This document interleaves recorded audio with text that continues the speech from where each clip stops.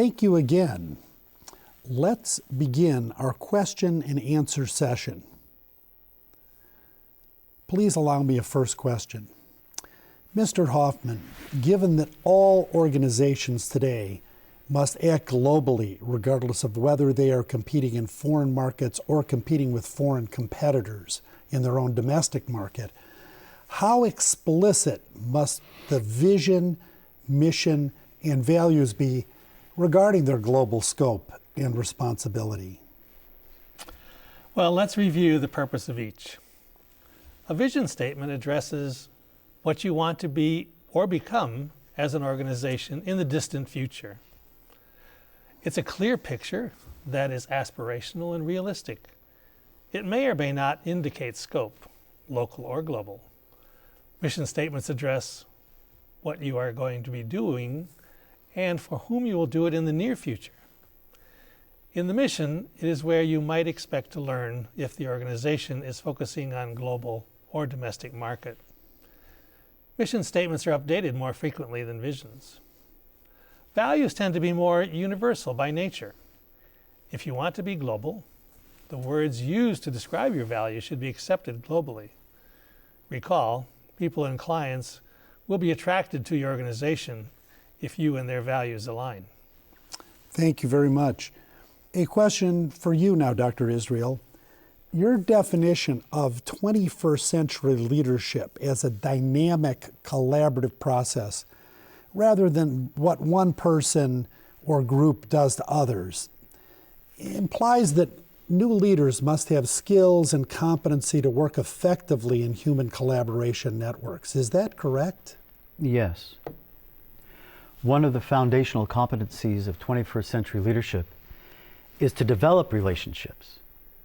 Now, relationships take many different forms in today's networked world, but essentially they still entail relating to a person, especially when we seek to engage in collaboration, no matter how small or large the network may be. So yes, it is necessary for those engaging in 21st century leadership to have the skills and competencies to collaborate within networks. Another question for Mr. Hoffmann. You eloquently mention that to motivate employees, their work must be connected, have meaning, have value, and have impact. In your experience around the world, which of these elements tends to be more important? Within the context of the organization, if the work is not connected to achieving stated outcomes, why do it? But if the work is connected, I believe that all four elements become one. All four must exist for one to fully engage and be motivated.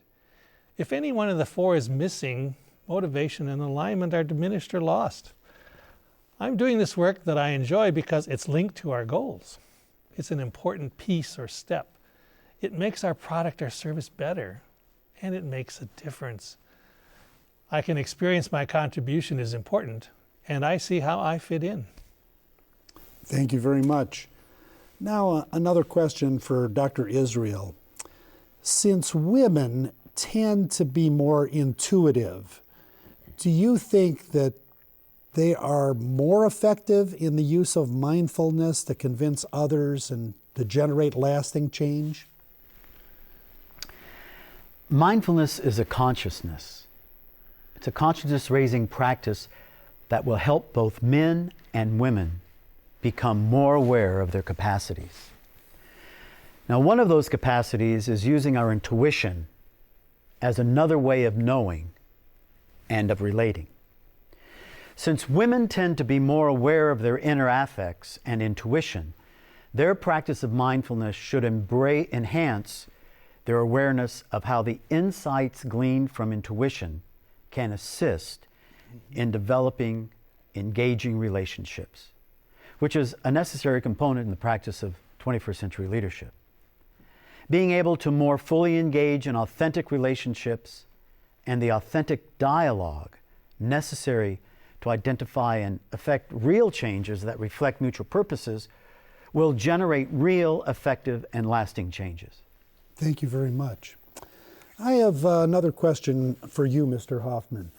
Given the intense changes that occur constantly today in business, education, government, and civil society around the world, aligning vision, mission, and values with the organizational culture requires constant effort and costs at all levels.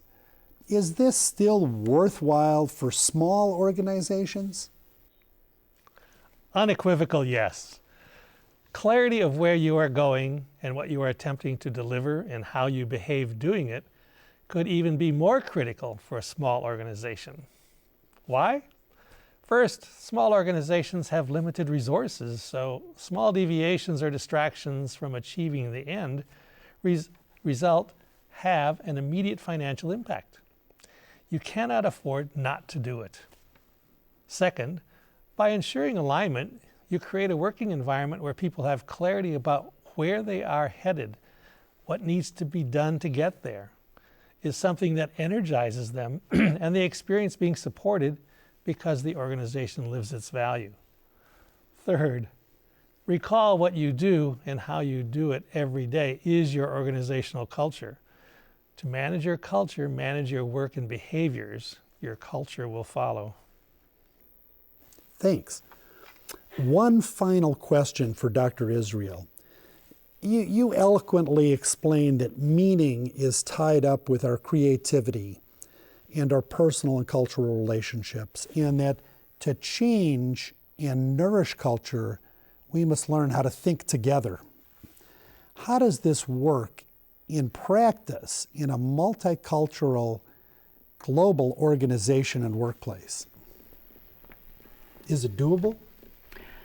Yes, it's doable. Learning to think together will entail using technology to create virtual meetings where a leader or facilitator can guide people in practices or exercises designed to develop their mutual understandings and their collective insights. Now, the mutual understandings and insights I'm referring to take the form of clarifying and redefining the core values, goals, and mission of the organization. This is one of the steps necessary for cultural nourishment. The development of the collective insights, or consciousness, of the organizational culture will be attained through group-guided imaging and group awareness exercises, with subsequent discussions or written reflections to be shared among all the participants, live or at a distance.